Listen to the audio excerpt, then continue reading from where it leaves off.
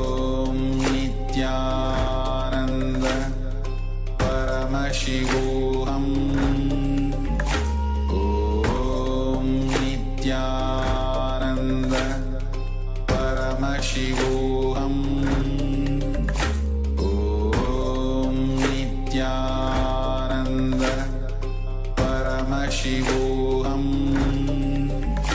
Om Nithyananda Paramashivoham Om Nithyananda Paramashivoham Om Nithyananda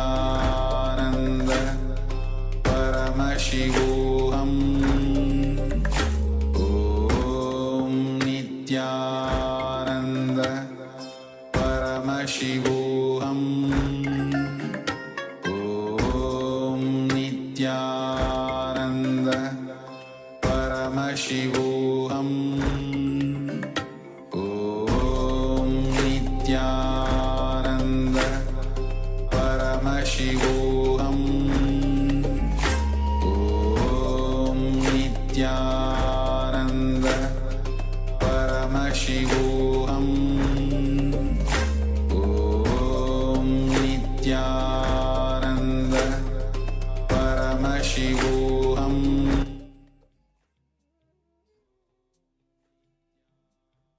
Yes, you can relax now. Slowly, very slowly, remove your eye bands and gently let the light come back into your eyes.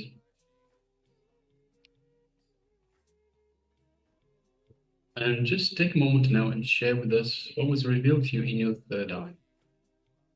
So for those of you that have joined just recently, we have Ma Ananda Yogini, Nithyananda Ma, welcome. And we have another participant with, okay, yes. So we are just in the first round of the power manifestation. So we have Ma Amritavandi who has joined us. It's Nithyananda. Yes, Nithyananda Ma.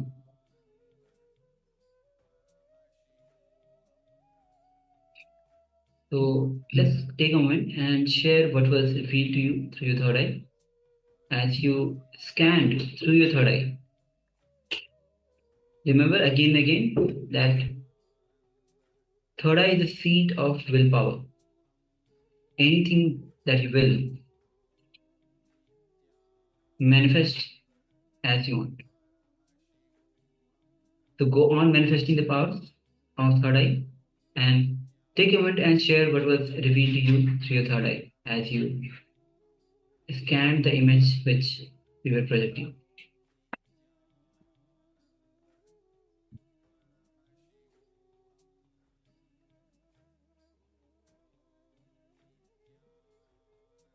Alright, we have Shane from Claudia. She says houses, blue sky.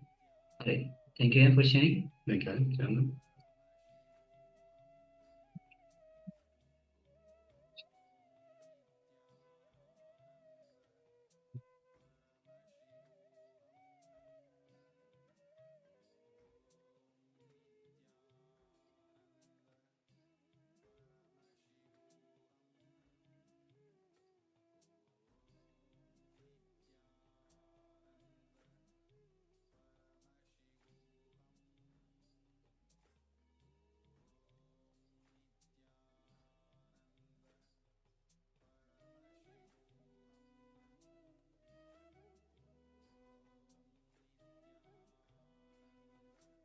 So,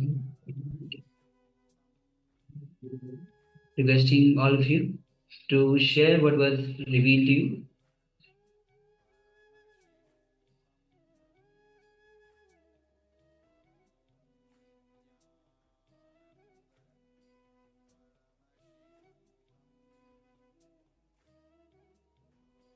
Alright. So let's move to the verification. We'll be projecting the image that we have shown before. Yes, as you can see, it's a picture filled with flower, lights, and especially the background is dark. So we can see at least 3 candles which are lit, 1 flower which is just at front. Also we have flower at the back as well, and 1 on the right. But mostly the picture is blurred, and the colors is mostly white, little light green, dark is the thread after it has burnt, and little bit of yellowish. And close the eyes, shares houses, blue sky. There's no sky though, and houses, these setup itself will be assuming it's a house. All right, thank you for sharing. So with this, we'll be moving on to the second round of the power manifestation. Before that, let's requesting all of you to switch on your cameras, and also all the participants on YouTube to be available as you're manifesting the powers. Make sure that you're putting your revelations in the YouTube chat. All right. Yes. So let us now get ready for the second round. Let us sit comfortably with the head, neck, and spine in a straight line.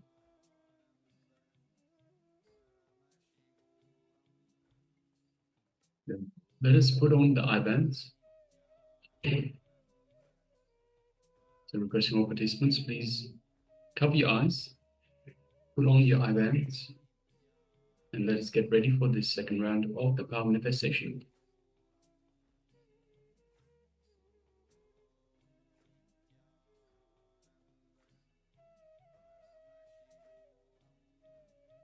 Let us sit comfortably with the head, neck, and spine in a straight line. And let us unclutch from any delusions, any thoughts, worries, any patterns that we might have, any discontentment.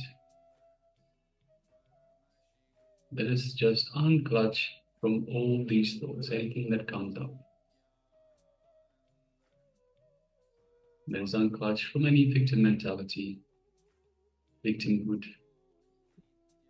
Let us just be in a space of restful awareness. Unclutch from anything the mind throws at you.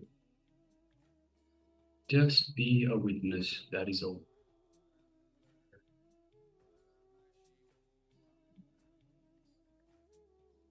Remind yourself again and again to unclutch. Come back to the same space of unclutching every time a thought comes up.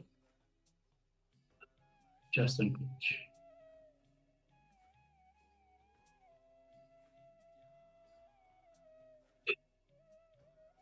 Now let us move our gaze to the inner space, the area just below the heart center, the Ananda Gandha.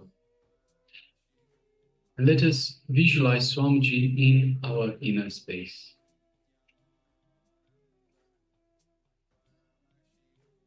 Visualize your favorite image of Swamiji, your favorite murti of Swamiji in your inner space. Just take a moment and welcome Swamiji in your inner space. Shower him with gratitude for being in your life.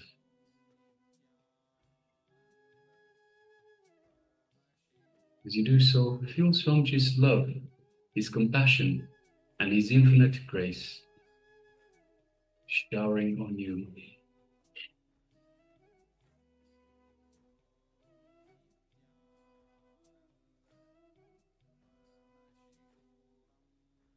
Again, any other thoughts except of yourself and Swamiji should be unclutched from. So continue to unclutch. This is your time with Swamiji. It is just you and Swamiji in your inner space. Your own personal time with the divine.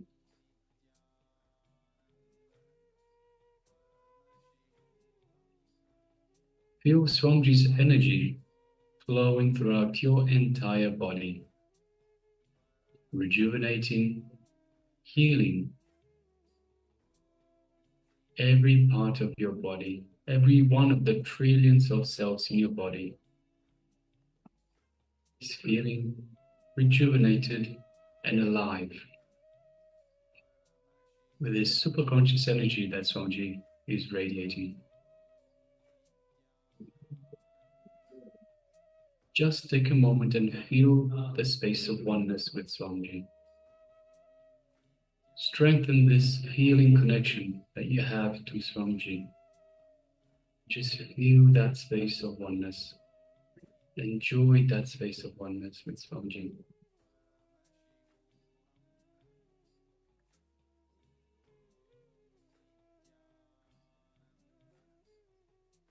Now let us move our gaze to the third eye, the area between the two eyebrows.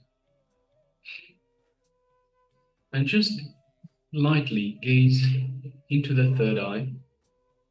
So don't strain yourself, don't concentrate, just like you would stare, glance at a flower, glance into the third eye.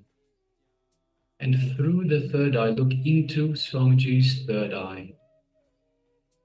As you do so, you feel a connection, an energetic connection between your third eye and Surangi's third eye. And with this connection, your third eye is getting activated, awakened, energized. Just feel the energy in your third eye.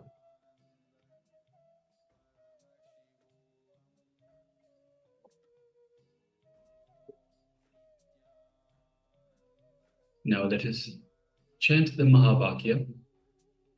Om Nithyananda Paramashivoham.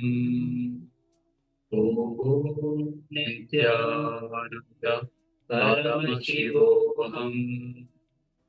Om Nithyananda Paramashivoham. And through this feeling connection, through this space of oneness with Surangi, let us start manifesting the power of third eye vision.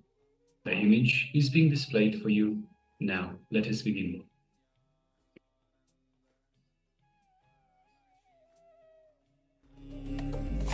Om Nithyananda Paramashivoham.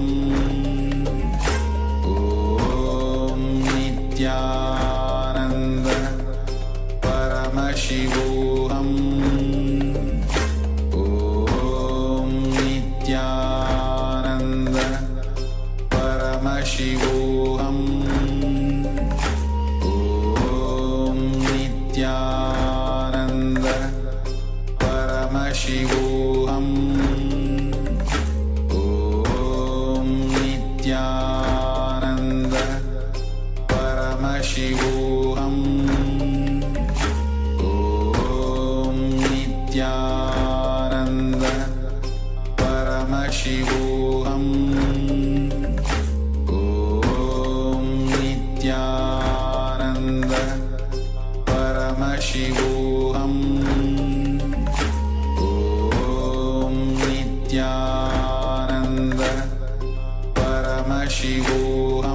Nithyananda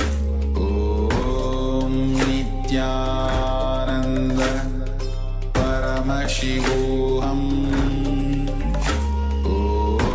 Om Nithyananda Paramashivoham. Om Nithyananda Paramashivoham. Om Nithyananda Paramashivoham.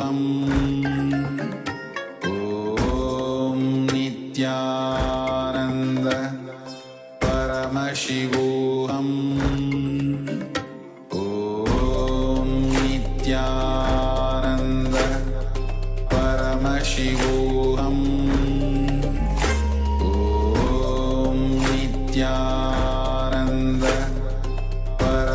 Paramashivoham. Om Nithyananda Paramashivoham. Om Nithyananda Paramashivoham. Om Nithyananda Paramashivoham. Om Nithyananda Paramashivoham. Om Nithyananda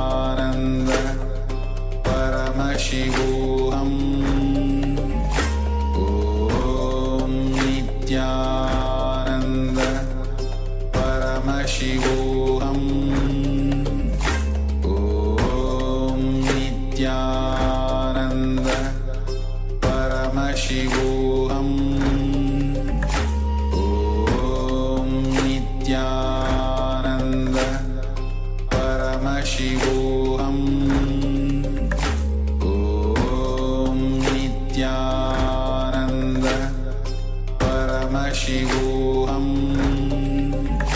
Om Nithyananda Paramashivoham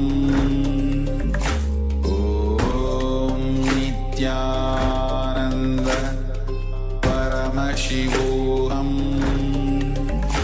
Om Nithyananda Paramashivoham Om Nithyananda Paramashivoham Om Nithyananda Paramashivoham Om Nithyananda Paramashivoham Om Nithyananda Paramashivoham Om Nithyananda Paramashivoham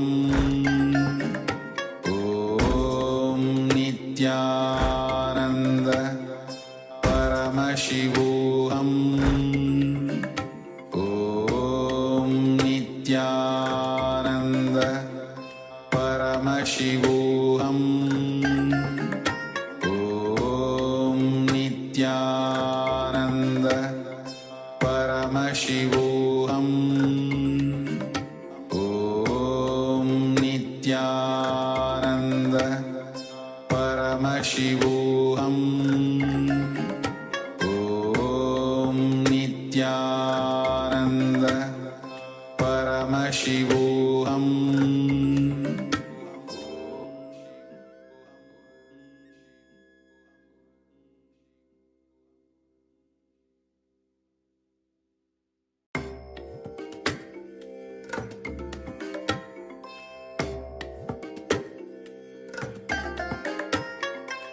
I bless you all. Let you all open all your three eyes and manifest the powers of Shiva. Om Nithyananda Paramashivoham Om Nithyananda Paramashivoham Om Nithyananda Paramashivoham Om Nithyananda Paramashivoham Om Nithyananda Paramashivoham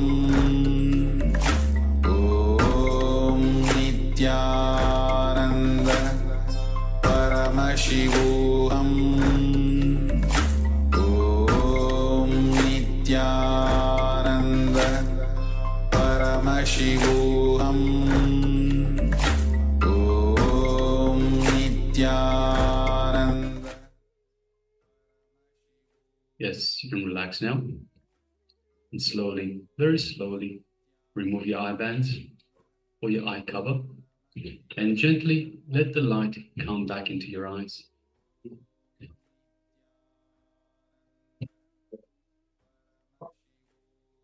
And now just take a moment and share with us what was revealed to you in your third eye. So what was the image that we displayed for you?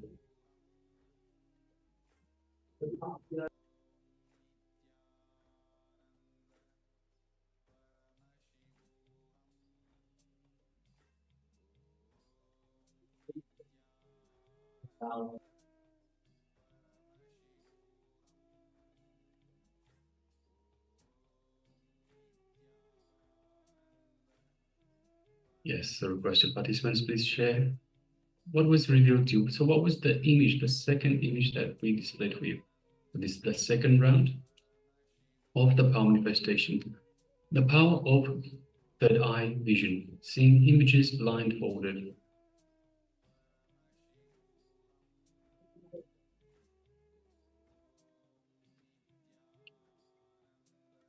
Yes, so Kailasa shares mountain and sun. Thank you. Thank you for sharing, Aya.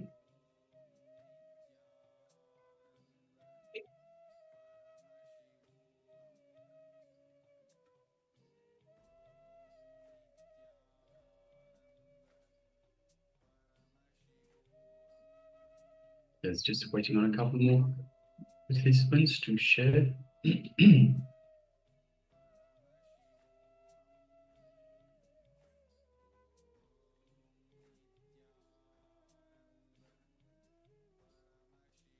So all powers manifest from the space of oneness. But in order to get to that space of oneness, we need to be in an unclutched state.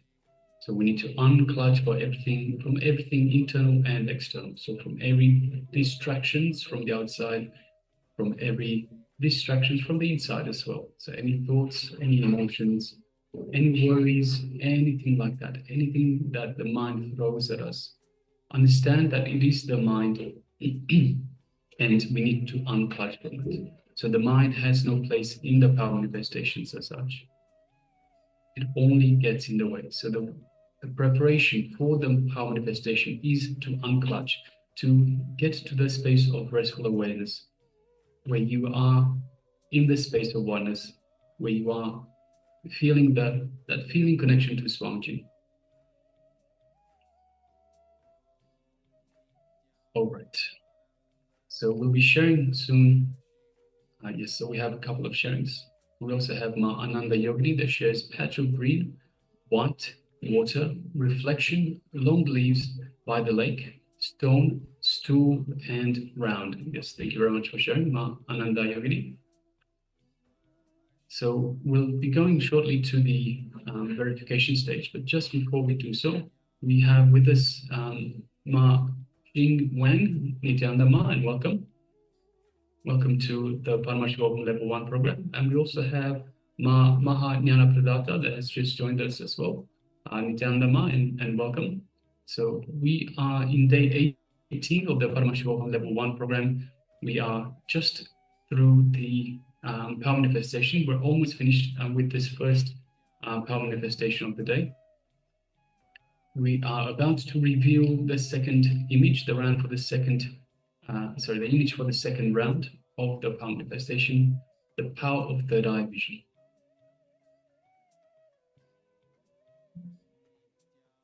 Yes, so as you can see, it's a beautiful scenery, a mountain setting, perhaps a ski resort.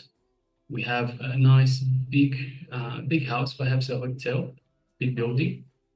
And we have some smaller ones on the side and lots of snow everywhere, lots of snow. We have some pine trees and mountains. We have some blue sky, we have clouds. And yes, it's a beautiful mountain setting. So let us have a look through the sharing. So we have Klaus Aya that shares mountains and sun. We definitely have the mountains, and we can see the daylight. We don't actually see the sun as such, but we can definitely see that it's daylight. So yes, thank you very much for sharing, Aya. And we have Ma Ananda Yogini who shares patch of green, white, water, reflection, long leaves by the lake, stone, stool, round. All right. So we definitely have color green, patch of green. We're not sure, but definitely you can see the trees. White is just filled with white, whether it is clouds or the ocean. Water, hardly you can see any water. Water and then reflection. We have shadows, long leaves. Yes, so the trees have the long leaves, but there's no lake here. Stone, stool, and round. Okay, so we have things. All right. Thank you for sharing, Ma. Yes, thank you, Ma. So this is the second round of the power manifestation. With this, we'll be entering into today's theme itself. Today is day 18 of Paramashivoham Level 1. And today is Atma Spurana. The theme itself is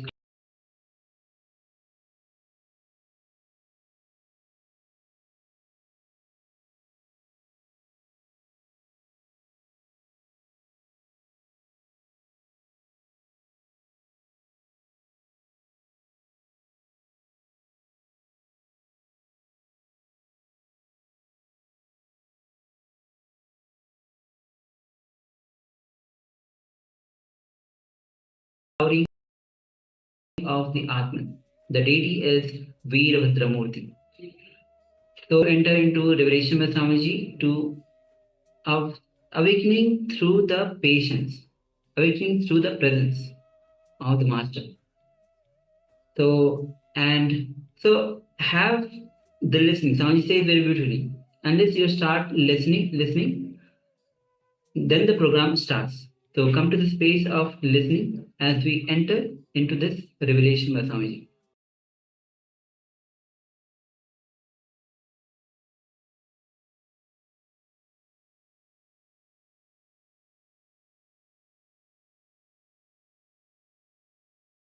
One's disciple who has got a deep interest becoming enlightened, wanted to attend Atma Spurana, went to the Zen master. Atma Spurana means enlightenment intensive, the flowering of Atman, enlightenment. He went to the Zen master. Actually, master was on the 3rd floor. He was walking the roof. This guy was approaching the master. Master, I want to become enlightened. Master just pushed him. From the 3rd floor, he was falling. But the guy had such a deep trust over the master. Even when he was falling, he thought, if master does, it will be only good for me. The deep trust. The story says, yes, he fell on the floor like a flower after flowering. He fell on the floor like a flower after flowering. Understand this one story. For that experience to happen, 2 things are necessary. One is the master. Another one is the deep trust, deep connection with the master.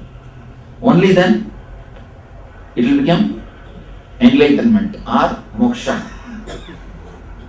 Only then a disciple will have enlightenment. Otherwise, he will only die, the physical death. For this to happen, 2 things are necessary. One is the right master and the deep trust on the master. A deep relationship with the master. One thing is sure, what's going to happen I know. The whole program is going to be just like this, sudden shocks. Continuously be aware. Continuously be aware and be in tune with the master. Continuously be aware and be in tune with master. Continuously be in tune. Be in tune. When you are in his presence, be totally in tune. When you are in his absence, again, just be waiting. Just have the intense waiting. Intense waiting is one of the wonderful technique. Whomsoever was waiting for me before I came, whomsoever was waiting, you will see, you will have this program. You will have it. The people who are intensely waiting, the very word Upanishad means sitting with master, nothing else. Just sitting with master. Of course, sitting for the master is also Upanishad. Intense waiting is a wonderful technique. So this very waiting can do a lot in you. So when you are in my presence, be totally tuned to it. When you are in my absence, be totally tuned to that also. Let my presence and absence penetrate you. Then you will see naturally whatever is supposed to happen will happen. When I say tune to my presence, I say through all five senses fall in tune. By seeing, by hearing, by smelling, you will be able to smell me. When I say you will be able to smell me, literally I say you will be able to smell me. The Master's presence is very deep, penetrating. Only because of our insensitivity, we again and again and again miss it. When you fall in tune with Master's presence, the intense joy. When you fall in tune with Master's absence, the intense pain. Both can purify you and make the miracle to happen in you. Master works in two ways, by giving his presence and by giving his absence. By giving his presence and by giving his absence. Please be very clear. Never think he is not working on you if you are having his absence with you. He is giving his absence. He is giving his absence. Be very clear. If he makes you forget him, or if you forget him, only then you are really missed. Then you are unfortunate.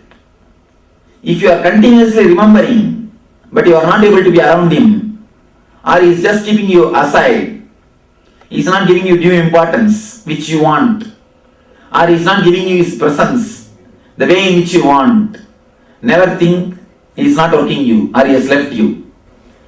Just be totally in the present moment. Drop your cell phones. Completely drop your cell phones. Don't even go and talk in the gap time. Now when my discourse is over, a thought will rise. Let me go to the room. Don't immediately follow. Give a gap. Relax. Witness. Let it come again and again. Let it become strong and move your body automatically. Listen here. Now, the moment the thought comes, let me go to the room, you catch that thought. Your body starts moving. When the thought comes, let me go to the room. Witness it. Then again it will come. Witness it. Maximum possible time, witness that thought.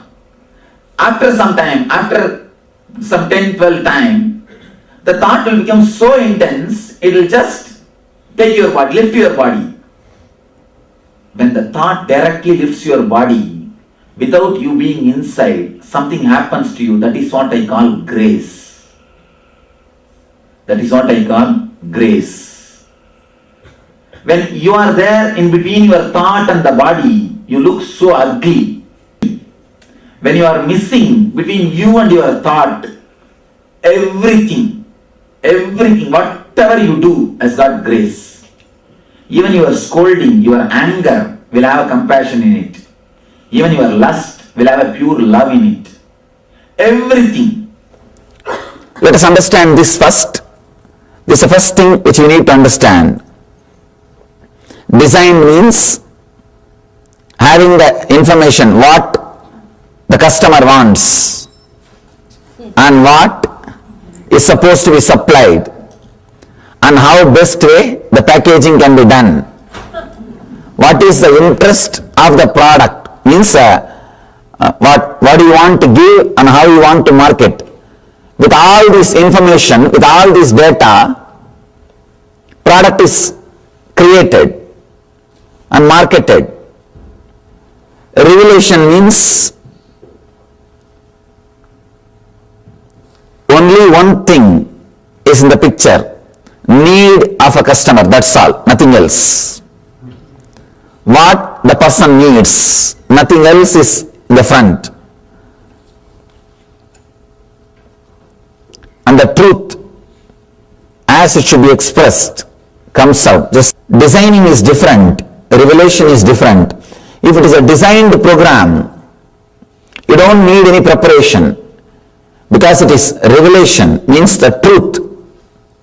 You need just few preparation. Atma Spurana.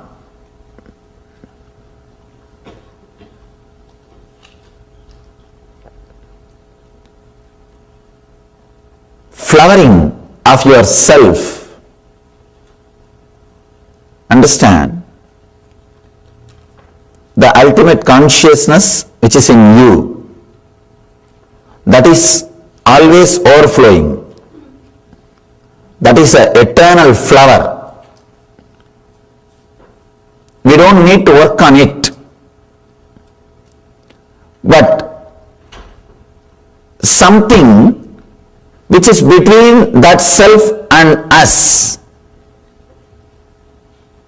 your body, your mind, your emotions, these few things, these few sheaths we call koshas. Only these few koshas needs to flower, needs to open, needs to radiate, needs to fall in tune. Understand? The ultimate self itself does not need anything. But the instruments with which you experience the self needs to flower. They need to open up. They need to experience the truth. Now we are going to work on the very koshas, very layers, not just on the engrams. In NSP we worked on the painting. Now we are going to work on the canvas on which the engrams or the paintings are painted. Koshas, the 5 layer, first layer, the first body which you carry is Annamaya Kosha, the physical body with the flesh, bones. Second, Pranamaya, the breathing, the prana movement happening in you. Third, Manomaya, the inner chattering happening in you. Fourth, Vijnanamaya, the emotion, intense emotion happening in you. Fifth, ultimate Anandamaya, the peace which you experience, or the joy which you experience. Now all 5 layers need to be purified so that it constantly radiates enlightenment. One more thing, please understand, in NSP we work on the samskaras, means the engrams which is printed on the koshas, on the layers. Now we are going to work on the very koshas, very layer itself, on the very canvas itself.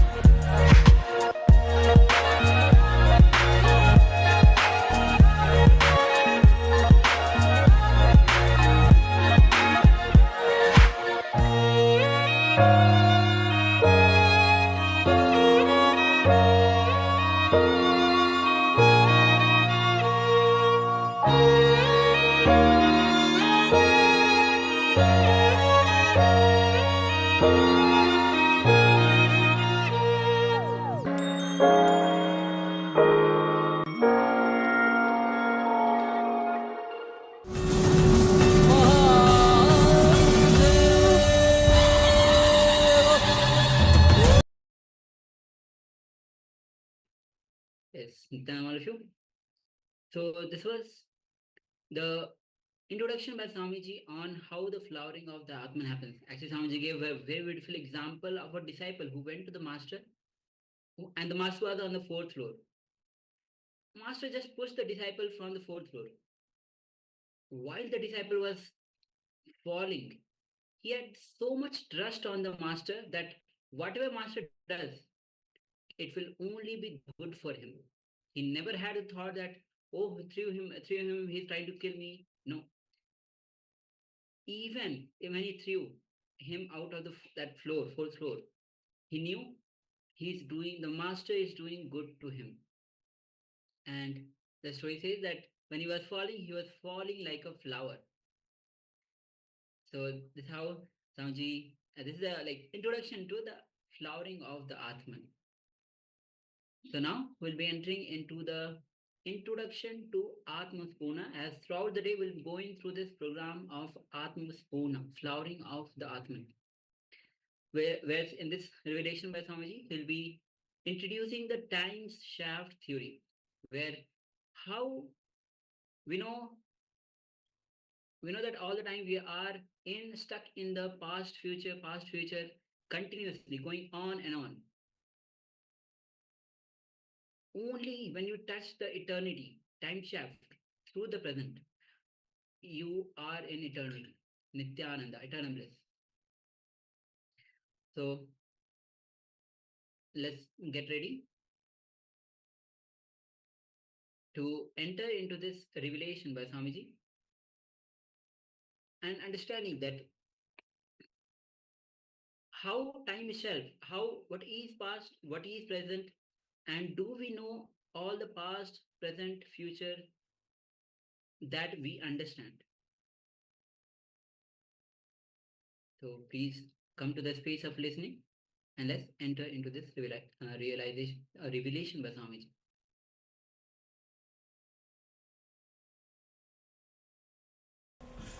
Alright, let me explain. This is what I call time shaft. Time shaft means the time Kala Chakra, continuously moving. The future is continuously entering into past. This moment, you see the next moment is future.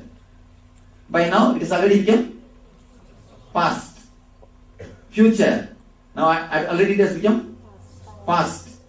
The past is continuous, the future is continuously becoming past. The time, the future time is continuously becoming past.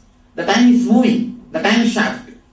Continuously it is rolling and moving in this direction. In this direction.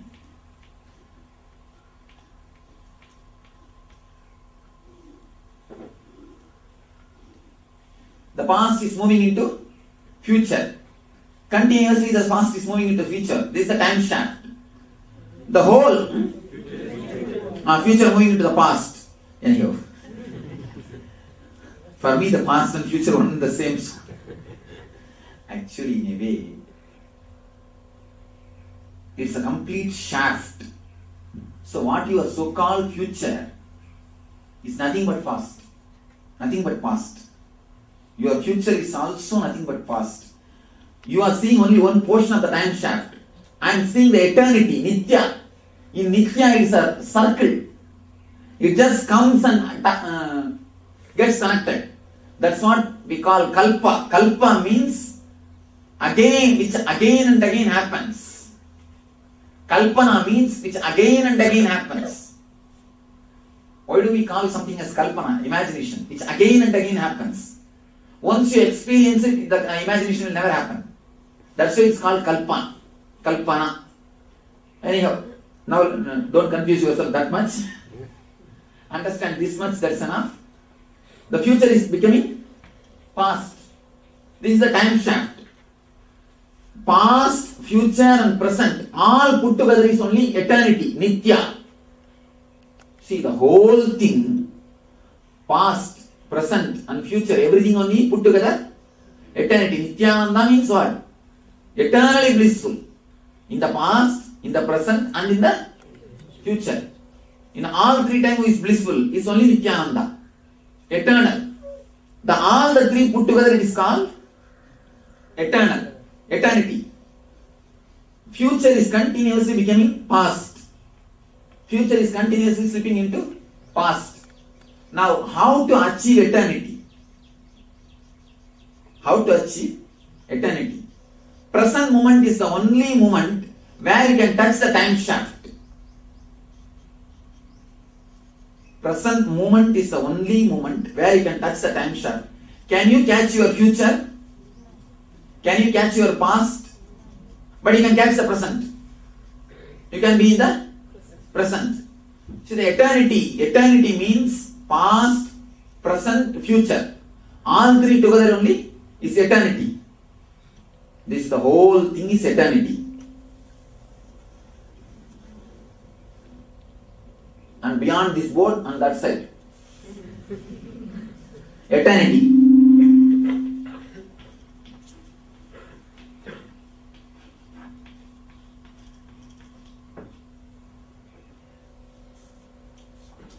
Adi, understand all these diagrams and copyright it. Because these are all not taken from anywhere. Simply downloaded. Eternity. You see, this is the eternity. In this eternity means Nithya. We have to touch Nithya. We have to become Nithya. Where is the relationship between you and Nithya? Only present moment. You see, where is the relationship between you and the planet Earth? The place where you are touching, where your feet is touching. Is there any other place where you are connected to planet Earth? No. Planet Earth may be this side so much of land is there, this side so much of land is there. But you are connected to planet Earth where? Only where your feet is touching the Earth. Only in this place you are connected. So the time shaft is also there. Thousands of years are over. Thousands of years are going to come. But you are connected to time when? Where? Only now. Only now, this moment. Thousands of acres are there this side. Thousands of acres are there that side. But you are connected to space, planet Earth only in this 2 feet, where your feet are touching the planet Earth. Thousands of years have gone and thousands of years are going to happen. But where you are connected to eternity? Now, this moment. Am I right? This moment, this is the only moment you are connected to eternity, the present moment. Not to next moment or the last moment. No. This moment only you are connected to eternity. So if you want to touch the eternity, if you want to touch the time shaft, you have to come to this moment, present moment. This is the only space, this is the only time. Now is the only time. Here is the only space. Now, here, or nowhere. Now, here, or nowhere. If you can give awareness, comma, between now here, you are now here. If you just remove that comma, the awareness is the comma. Anyhow, now is the only space, only time. Here is the only space. If you have to penetrate Nitya, if you have to touch Nitya, if you have to touch Nithyananda, if you have to even see Nithyananda, please be very clear, you have to be now and here. You can't see me if you are in the past or if you are in the future. Don't think you have seen me. The big problem is you think you have seen me. That's a major problem. That's a major problem. You think you have seen me. The moment you think you have seen me, you have missed me. You cannot see me unless you see Nitya. So many people, so many hundreds of our devotees in Anya meditation, they have the experience that chair is empty. Chair is empty. So many hundreds, they say that the back completely we are able to see the screen. The chair is empty. You are not there. What has happened? Actually, I tell them, I am not there. Here nobody is speaking. Please be very clear. Here nobody is speaking. Nobody is standing in front of you. Nobody is holding the mic. I don't know how you will understand or get confused. No problem. Nobody is standing. The problem is, if you really penetrate Nitya, the present moment, you will understand your emptiness is there. Just your emptiness is speaking with you. When you don't know, when you are not able to penetrate Nitya, you start thinking you are seeing me. You are seeing me. Only when you penetrate the present moment, Nitya, only when you penetrate the time shaft, Nitya, you come to the clarity. You can touch the Nitya. Now, the Atman is in eternity. Atman is eternity. Atman is eternity. Atman is everywhere. Atman is present in all the time. Atman exists. Atma exists in past, present and future. Now, how will you touch the Atma? How will you become one with Atma? What's the way? Only coming to the present moment. Only this moment you can relate with Atman.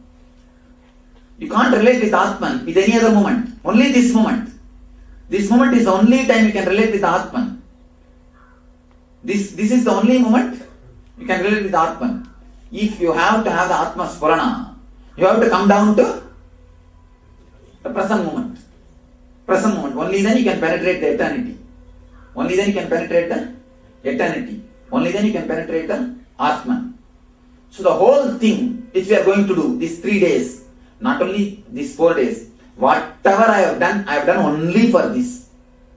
All your ASP, NSP, RSSP, NESP, till ASP to ZSP, have all the SPs are done only for this, nothing else.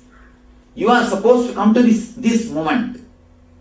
You are supposed to be brought to this moment. To bring you to this moment is the only work. To bring you to this moment is the only job. To bring you totally to this moment is the whole purpose of this program or anything.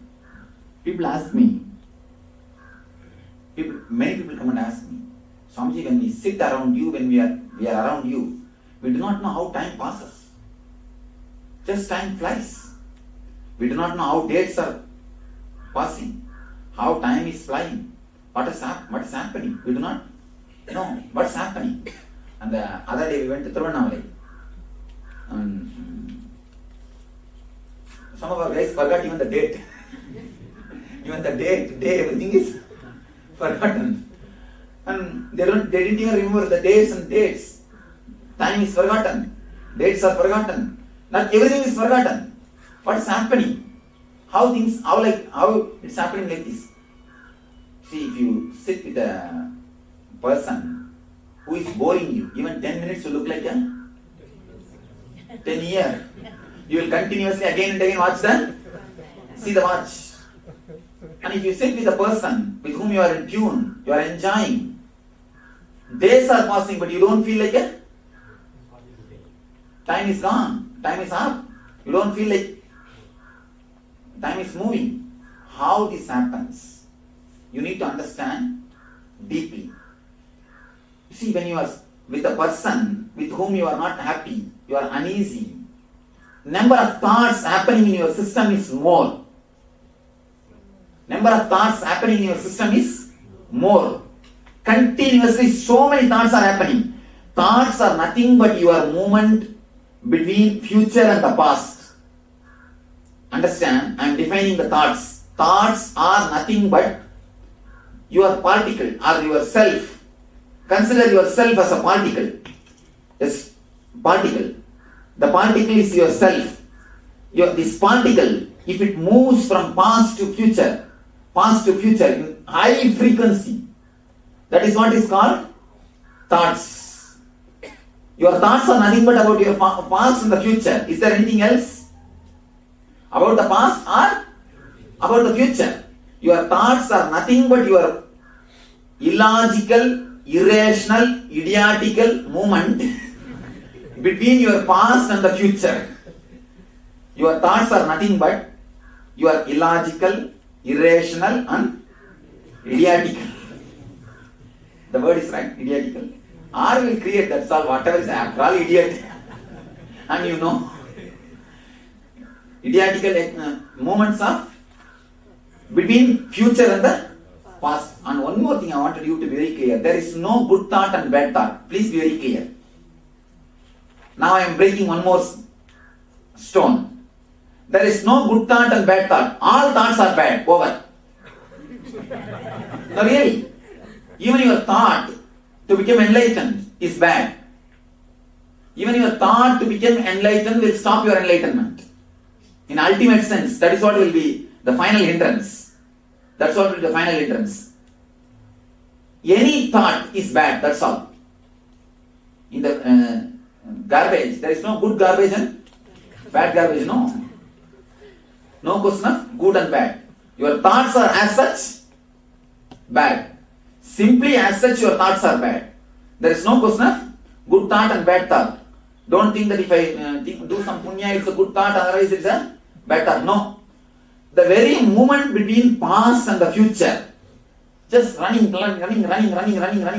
Actually, that's what you are doing. Don't think you are sitting. It's not actually now you are doing. Actually, that is what you are doing. You do not know.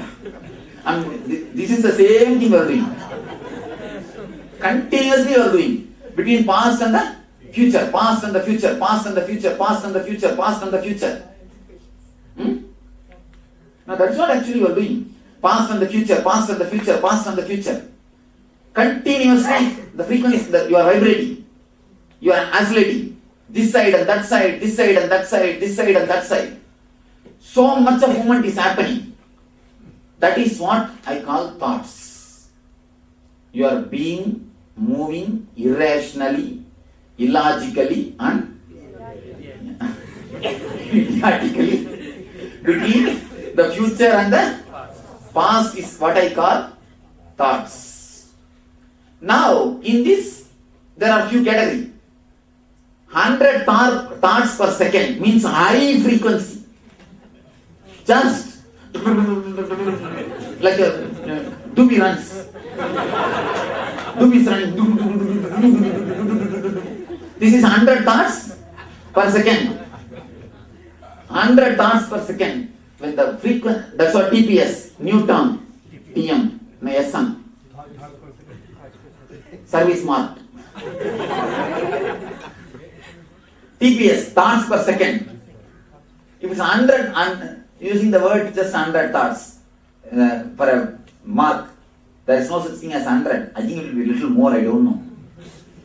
100 thoughts per second. If that is the case, you are too much away from the time shaft. You are too much away from your center. You are too much away from the Nithya. You are too much away from your Atman. Your Atman, center, Nithya, everything is one and the same. This is your Atman. Atman, center, Nithya, everything is this only.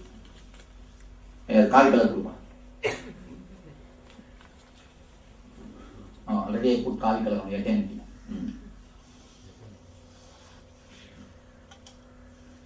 Here you and me is one and the same. Here you and me are one and the same. Please be very clear. In this space, you and me are one and the same.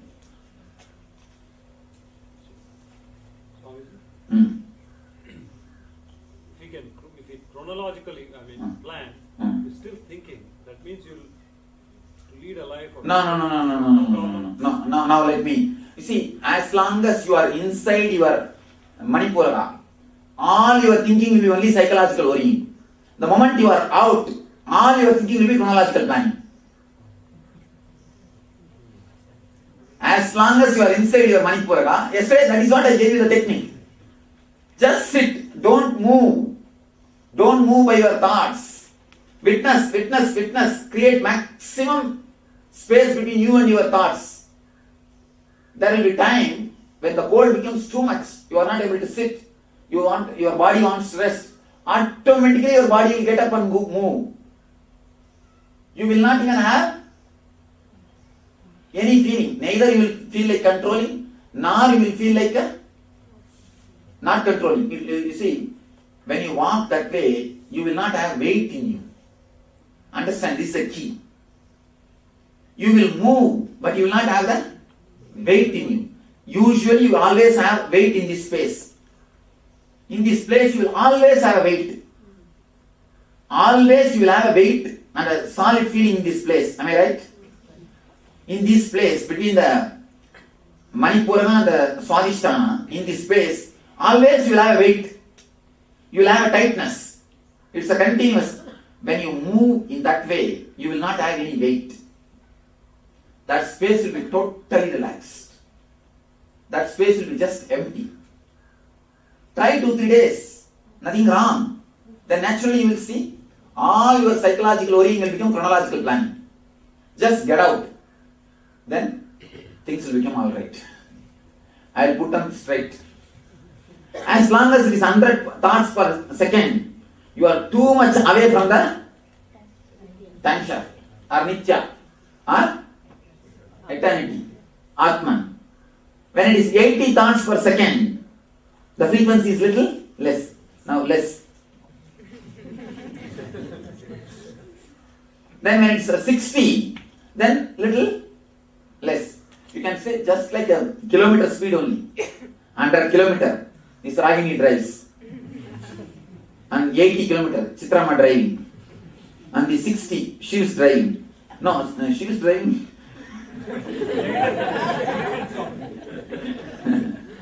And when you come to 60, the moment is there. When you come to 40, still low. When you come to 20, you almost manage. The thoughts per second, if it can be brought down, that is what is meditation. Meditation is nothing but techniques to bring down the TPS. Bring down the TPS. Whatever helps you to bring down the TPS is meditation. When you carry your child, if you are just totally relaxed and TPS comes down, that is meditation. When you are playing, you are totally relaxed, TPS comes down, that is meditation. Whatever makes your TPS to come down is meditation. Please be very clear. Whatever makes your TPS to come down, anything, if it makes your TPS to come down, it's meditation. It is path to eternity. Nithya. Whatever makes the TPS up, it is mithya. Sometimes even our meditation makes TPS up.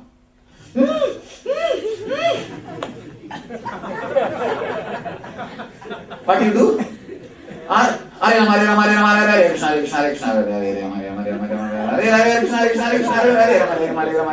What happens? TPS just goes up. So whatever makes your TPS up is mithya. Whatever makes your TPS down is nithya. See, I am giving you the sutras to create meditation techniques. I taught enough of meditation. Now I am giving you the sutras. Let you start creating techniques. Whatever brings your TPS down is nithya. Whatever takes your TPS up is mithya. Easiest to measure. Straight, that's all. Straight. The more TPS, more suffering. The less TPS, less suffering. The less TPS, more ecstasy, more joy, more bliss. Because you are near nithya. You are coming nearer and nearer to nithya. Don't think if you are sitting here, you are near to nithya. No. That's what we think. That's what we tend to think. We think if we are sitting in the front row, we are near nithya. No. If you are sitting, don't think if you are sitting there, you are near. Again, there is one more complex. This is, I am near. Where you are sitting, it's not the thing. If you are sitting, you are near nithya. If you are doing, then you are. If you are sitting, you are near nithya. Just sit, you will be with nithya. Just sitting you will be with nithya. Nothing else. Understand, the number of thoughts, the TPS, if it comes down, naturally you are near bliss. If it is high, you are away from the bliss. Now, let me give you very clearly, that's Upanishad concept. Your Atman, your being, is covered with 5 sheaths. Annamaya. Annamaya means 100 TPS. Pranamaya means 80. Means coming down and down. Then don't ask between the 81 and the 90, which Koshas only. This is the area. So pranamaya. Then comes mano. Then comes minya. Then comes anandamaya. Even this anandamaya is not enlightenment. Please be very clear. Even this anandamaya is not enlightenment.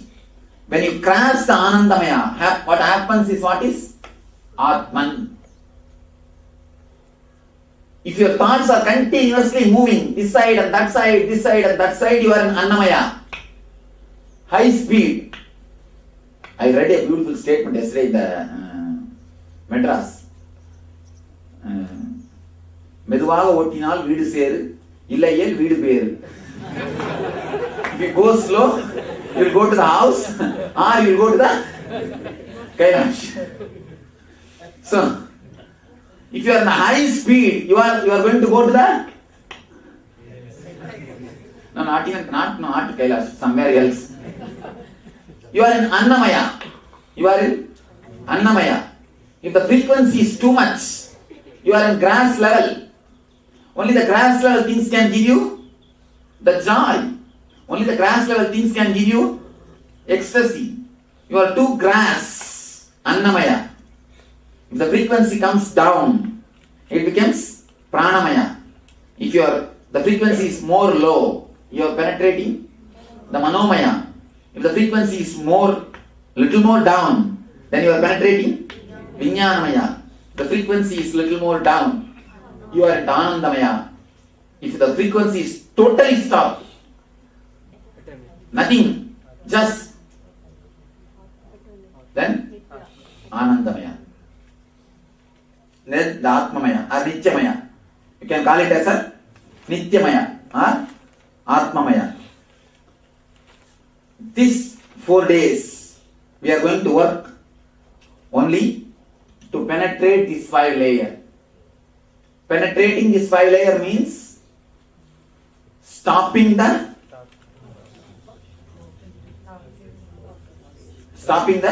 movements. Continuous running between past and the future. Bringing it to a stop. Giving a break to time. Give time a break. Where is this advertisement? Give time a break. If you go to Pondicherry also, you will not give a time a break with this mind. And actually I tell you, the person who do not know how to give time a break can never have a vacation. I tell you honestly. Even if you go to beach and sit, what will you be doing? You will start thinking about when I will go to bed next day office. What I have to do in the next day office. What else you will do? And I tell you, all your vacation is just foolishness. All your vacation, all your holiday is just changing the worries. Just changing the worries. You cannot have vacation, you cannot have a holiday, you cannot have any enjoyment unless you know the technique of bringing down the TPS. Tell me, what do you know about your enjoyment? What have you enjoyed? Tell me. All your enjoyment is nothing but changing the worries. Instead of worrying about how to clean the house and how to do things, you go and sit in the beach and start worrying, when will I go to office and what will I do? Worrying in the house is work. Worrying in the office is profession. Worrying in the beach is vacation. That's all. In your life, this is nothing else. Worrying in the house is work. Worrying in the office is profession. Worrying in the beach is vacation. Nothing else. What else you know about vacation? Nothing else. Unless you know how to give time a break, you can't have a vacation. All your vacation is just an idea about vacation. Not originally vacation. Be very, very clear. All your idea about vacation is just idea about vacation, not vacation itself. Only when you can give time a break. Give time a break. For Atma Spurana, I have a quotation. Atma Spurana, in the bracket, give time a break. Give time a break. That is the only way to have a vacation. Now really, these 4 days, you are going to have a vacation. That is why, even with all the difficulty, I told the kitchen guys, give food whenever they come. Give food whenever they come. Here, they will be making the announcement for regular timings. But you are not supposed to follow, you are not compelled to follow the regular timings. It is up to you. Continuously give time a break. Continuously give time a break. One thing, by giving this freedom, I know it's a big job for them. It's a big job for the kitchen people. But here I am trying to create a space where the TPS can be brought down. Where the TPS can be brought down. When you are with a person with whom you don't feel comfortable, happy, naturally the TPS is up. That is why what you do? You feel bored. You are in suffering. That is why all hell is called eternal hell. Why you know? You feel the time is not moving. Even if it is 10 minutes, what do you feel? 10 yuga, you don't feel time is moving. You feel time is not moving. Again and again you see the watch. Time is not moving. It looks like a eternity. Even if you spend half an hour, it looks like a eternity. And heaven, always looks very short. Oh, time is up. Days are over. Heaven always looks short. Even if you enjoy your whole life in the heaven, you feel, oh, over, ended. Again, it's over. You feel it is ended. Why? Because the frequency is less. If the frequency is less, you don't feel the time passing. That's what in Sanskrit they say. In Sanskrit, time is measured psychologically, not chronologically. Shana. Shana means gap between one thought and the other thought. You see, in this level, Shana is too small. In this level, Shana is too big. In this level, Shana is too small. In this level, Shana is too big. That is why for Devatas, for us 1 year means for Devatas. No, for us 1 day, for us 1 full year is for Devatas 1 day. For us 1 year, what they say for Devatas? 1 day. That is why Nararaja will have only 6 Abhishekams. In Shiva temples per day they will do 6 Abhishekam. For Nataraja for whole 1 year they will do only 6 Abhishekam. Because for Nataraja the Devata's time is only calculated. The cosmic dance frequency is very, only when you come down in this frequency you can tune in with that frequency. Cosmic frequency. You go near the time shaft. He is dancing in the time shaft only. See, that circle is time shaft. That circle is time shaft. Below you see the 2 snakes will be there. Swallowing. The past is swallowing the future. From the past, the mouth of the future, the time shaft starts and ends in the mouth of the past. He is dancing in the time shaft. Only when you go near the time shaft, you will experience the cosmic dance, the bliss, the joy, Ananda Tandava, Ananda Nardana. Only when you go near the time shaft, you can understand what is Ananda Tandava and what is Ananda Nardana. Otherwise, what will you do? That much only you will do. Nothing else can be done. You can never understand real Ananda Tandava. You can never understand real cosmic dance. You can never understand the real joy. When the frequency is silence, that is why he is called, he is doing his cosmic dance in silence. Utter silence and the total dancing is one and the same. When the frequency is not there, when it is almost zero frequency, you can see the cosmic dance happening. You can see the cosmic dance happening because he is in that frequency. That is why once in a year only we do the 6 Abhishekams. 1 year is considered for as a 1 day for Nataraja, for Devatas. Only the guys who are living in that frequency can really understand who is Nataraja. All other people can only see he is dancing, that's all. Nothing else. What other guys can understand? Nothing. What people can understand when they see my dancing? Dance somewhere. Dance somewhere. I'll explain now. It cannot be called exactly as Nithya.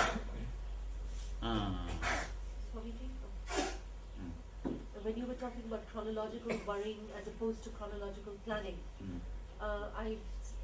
this thing really upsets me because I don't know how to do it. I can understand it conceptually. That's what I'm creating a space for you now. These 4 days don't move with the mind. Just witness the mind as much as possible. Don't give food. Don't do anything. Just witness. Let us see how much the body can pull you, how much the mind can pull you. Give a break. Give time a break. That's all. These 4 days, that is what I am trying to create a loving space. Let me explain how the Master's presence is working in this. Yesterday, some of us had a very confusing experience. You shouldn't have discussed with others, then it will be confusing. No, after you left, we were sitting for maybe 45 minutes, 1 hour. You shouldn't even calculate it, it's 1 hour. No, maybe, that's why I said maybe. But we didn't get any thought. Then that's all. Sit. That's all. Sit for eternity. What is the wrong? We are getting sleepy after that. And then naturally you see, if the sleep is too much, either your body will tell, let's go and sleep in the room or sleep here itself. Do that. That's all. That is what I told you. I am creating a totally loving space where you can experiment with this. You see, in the house only you have 1,000 problems. I can't sit here, I can't sit there, I can't do this, I can't do that. Here 4 days, give time a break.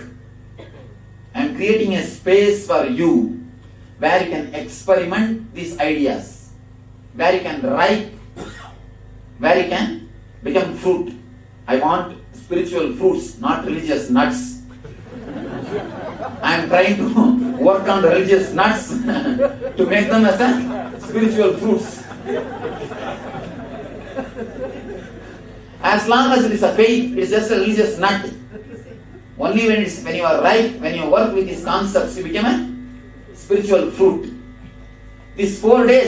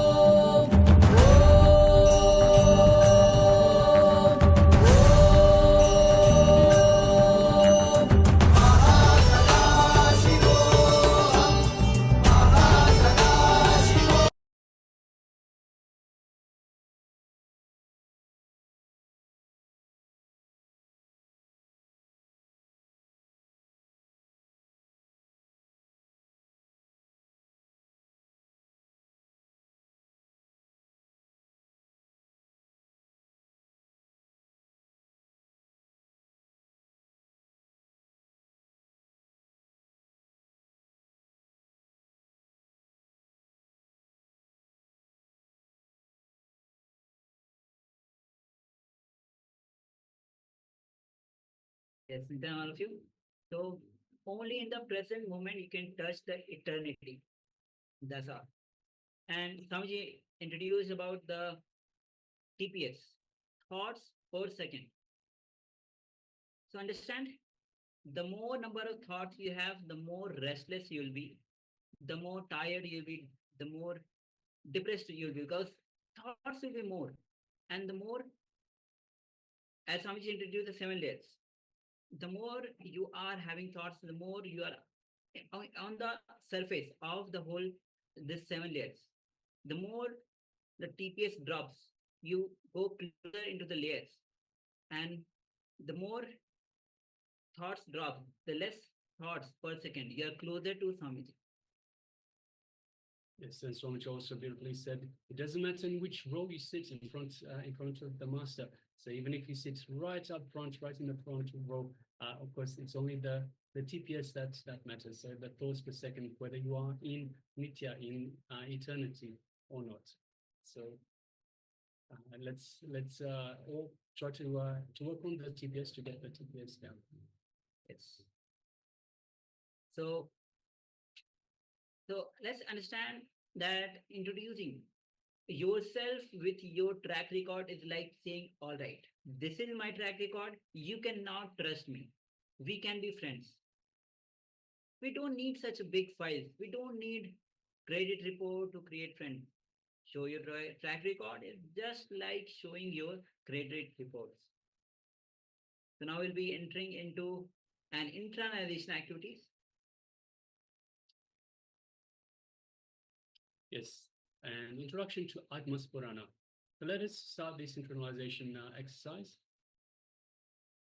Let's try this experiment of creating new friends. So today we'll be trying to create new friends without using our old identity, without using the identity that we are used to. So it's important that you don't go to your family and friends, because if you do, you'll just bring back the old identity. But imagine yourself going to new friends, it'll be future friends, new people. You're going to new people that you don't know. And when you meet them, how would you express yourself? Think about how you would express yourself in a new way without using anything related to your current identity, without your track record. So as Swamiji beautifully tells, we always use our track record. This is what I've done. Hey, you can be my friend. But without using your identity, your current identity, you can't use your visiting cards or ID cards or anything like that. How would you introduce yourself? How would you say to the person in front of you, this is who I am? So let us go back to Swamiji's teachings in terms of who are you? Who are you? So not your labels, not your identity cards, not your track record, but who are you truly? How would you introduce yourself as who you truly are? So requesting everyone, let us take a few minutes and think about this. Let's pen it down. So get some paper and a pen and start writing down this activity. Start writing down these how you would introduce yourself to a new person in a new way without using your track record or your ID. Let's begin.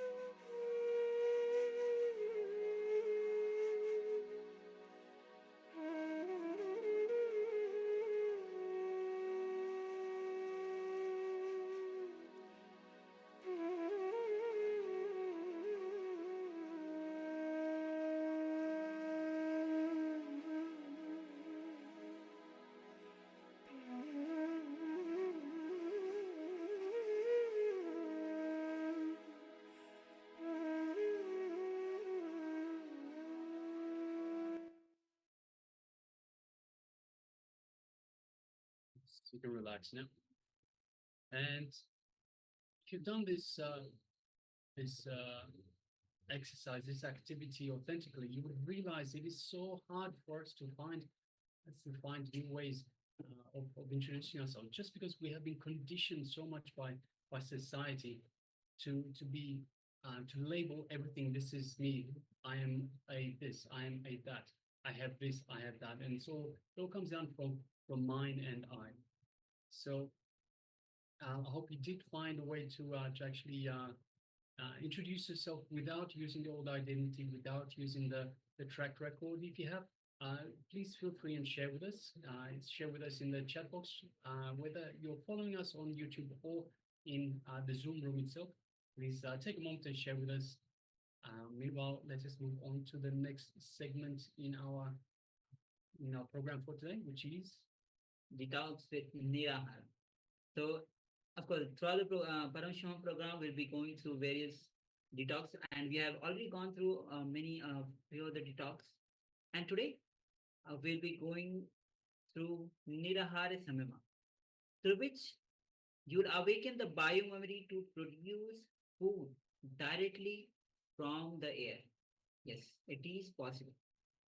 And Nahara Samyama, Swamiji has very early years, Swamiji has started giving this gift to the entire world, and many people have actually benefited from this. So what does Nirahara Samyama means? Nirahara means without food. Ahara means food. Nirahara means without food. Samyama refers to the integration of concentration, meditation, and absorption. So it is a state where one transcends the need for physical nourishment while still sustaining energy through spiritual practices. Nirahara Samyama awakens the dormant energies within the body, leading to heightened state of consciousness. It helps in breaking our dependencies on physical food, allowing us to tap into higher sources of energy. So what is the lifestyle of a Nirahari, you might ask? See, during the Nirahara Samyama practice, you can drink any pure vegetarian liquids, such as buttermilk, fruit juices, or clear soup, as much as you want, but it has to be pure vegetarian. So pure vegetarian means obviously no animal products. You can have buttermilk, you can have milk, and milk products that are from non-violent sources, but everything else has to be no animal products. And clear soup, the clear soup, it has to be in such a way that you're not using your jaws, your teeth to grind. So this is the idea behind the Nirahara, diet, the Nirahara diet itself. So you don't give the job of digestion and chewing to your teeth and obviously to your stomach. So everything just flows right through. So that's the idea. So you have a look at buttermilk, fruit juices, clear soup. It is all designed to be so thin. It just goes all the way through your entire system. So there's no chewing. Your tongue doesn't touch it so much. So you drink it directly. Just put it down. Go directly into the throat. And it goes all the way through. There's hardly any digestion happening because it's already all liquid. So that is the idea. You can have tea, you can have coffee. That's not a problem. Once again, tea and coffee, they're again clear, so that's not a problem. There's no grinding, there's no digestion. Now, Nirahara Samyama detox helps you to get back to a state of restful awareness. So by doing this, by removing the job of the digestion and the chewing itself, you return to a state of restful awareness. You remove the violence that's involved in that, in the eating process, and you come back to a state of restful awareness.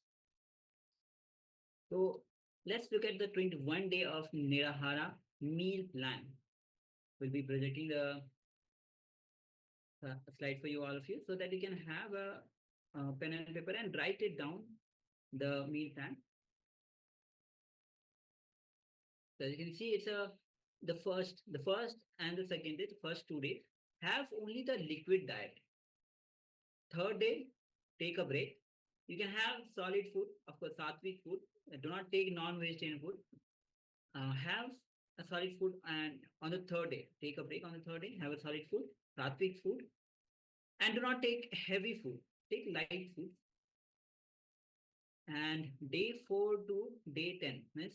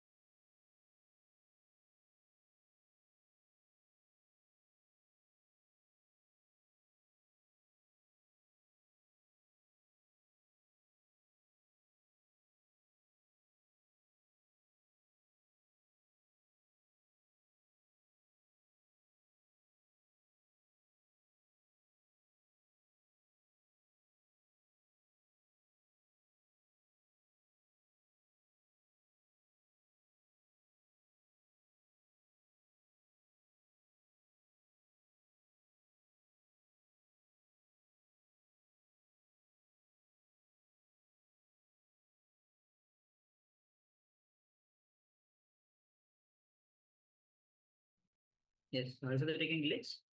So as we are discussing the 21 day of meal plan, the Nirahara meal plan. So after the third day of break, 4th to 10th day, which is 7 days actually, have the liquid diet only. And as we mentioned, liquid diet means you can have any kind of fruit juice, liquid, even coffee, tea is allowed. Next 11th day, you can have a break again. You can have the solid food, sattvic food, and remember, do not consume the non-veg food.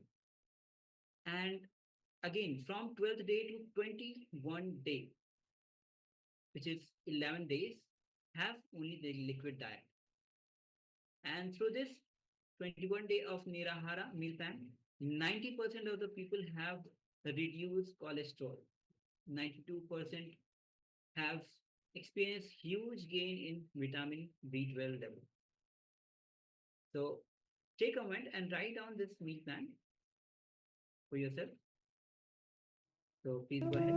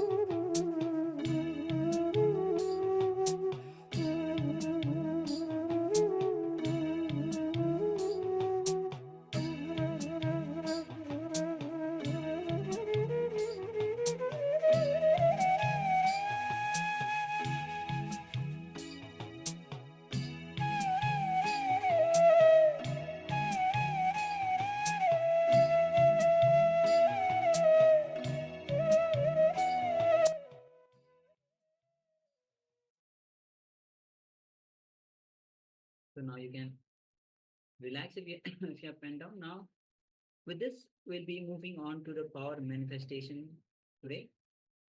And today we are doing the power of a remote scanning. So let's get ready to manifest the power of remote scanning. And we, the acharyas, you'll be scanning the acharyas. With acharyas, that have few items in front of us, which you will be scanning and letting us know what are these items in front of us as we enter into this power manifestation. Yes. So let us get ready for this. So the art is already in front of us. And so all we require is for yourselves to scan these and let us know the details. So let us get ready for this. Requesting everyone to please sit comfortably with the head, neck, and spine in a straight line. So we ask for this such that the Kundalini energy can freely flow through the body, through the spine. So let us sit comfortably with the head, neck, and spine. And of course, it is important that we do sit comfortably. So before we move ahead with the power manifestation, please understand how manifestation comes from the space of oneness with Paramashiva.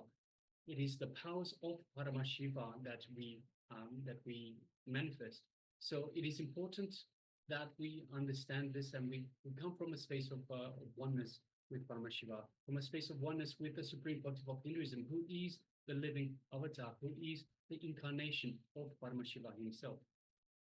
So through Swamiji, we have access to Paramashiva's powers, to all these powers of Paramashiva.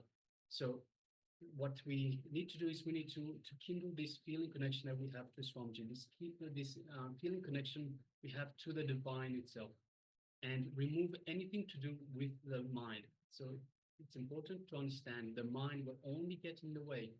So let's remove everything related to the mind, any thoughts, any distractions. So anything that comes, the first thing, unclutch. Anything that the mind throws at you, any thoughts, any emotion, any distractions, whether internal or external, again and again, that is unclutch and unclutch, just like a mantra. Keep unclutching until we get to this space of restful awareness. From there, we can reach out, we can kindle our feeling connection to the divine, and through this, we can manifest these powers. So let us start once again. Let's keep the head, neck, and spine in a straight line. Close your eyes as well. There's less distractions if you close your eyes. So let us all close our eyes. You can use an eye band if you wish, or if you're okay with that, you can just keep the eyes closed.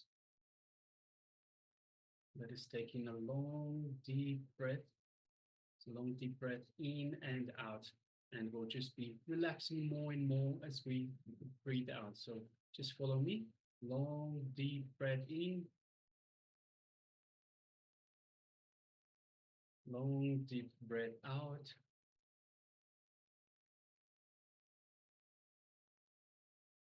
Long, deep breath in.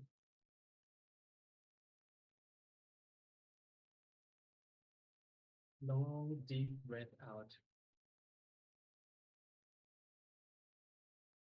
One more time. Long, deep breath in. Long, deep breath out. Feeling more relaxed, more in the present moment, more centered on yourself within the boundaries of your being. Now let us unclutch from any thoughts that might come up, any impossibilities, any distractions, any self-doubt, any powerlessness, especially any powerlessness. Let's just unclutch from all of that. Just become a witness. Witness as it all comes up. Don't get engaged in it, don't get involved in it, just let it go back down. Just the way it comes up, let it go back down. All on its own. Doesn't need any help from us. Don't get engaged in it, don't get involved in it. Just be a witness.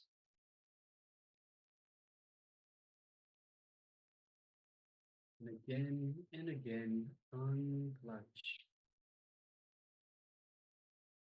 Anything that comes up, just unacknowledge.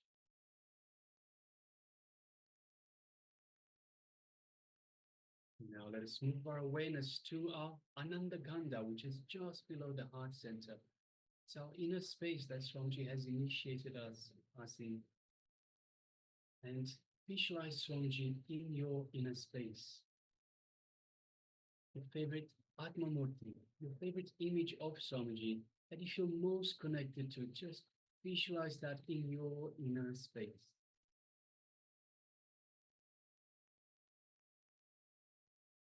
Just remembering the Master in your inner space, invoke Swamiji. He's ready, he's available for you.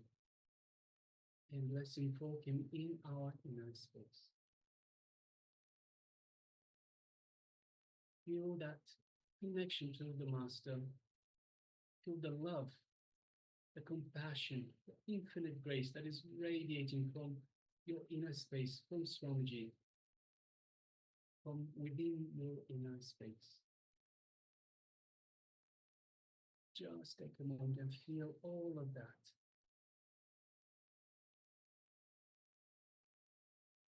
Feel the space of oneness with Swamiji in your inner space, and know that you are in oneness with Swamiji. Continue to unclutch from any distractions, anything else that comes up. And concentrate on the space of oneness with Swamiji.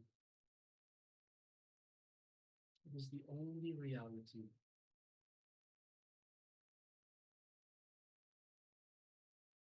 Now, from this space of oneness, let us move our gaze and our awareness to the third eye, just between the eyebrows. Let us visualize Swamiji's third eye in our third eye. Gently look through your third eye into Swamiji's third eye, into the Anya chakra. As you do so, you feel the energy build up in your Anya chakra, in your third eye, between the eyebrows.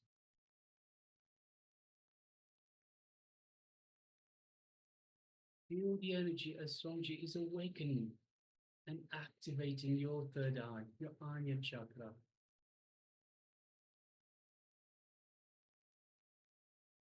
Now let's start chanting the Mahabharata to further kindle this feeling connection we have to Swamiji, the Supreme Pontiff of Hinduism, the living avatar and incarnation of Paramashiva, the Supreme Super Consciousness. Om Nithyananda Paramashivoham. Om Nithyananda Paramashivoham. Nithyananda Paramashivoham. Let's continue chanting the Mahabharata. And from this space of oneness with Swamiji, let us start manifesting the power of remote scanning. Scanning the acharyas, the items that the acharyas have in front of them, in front of us. So let us begin the power manifestation now.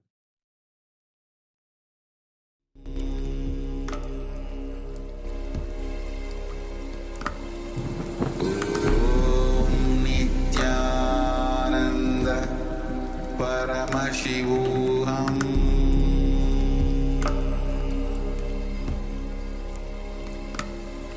Om Nithyananda Paramashivoham.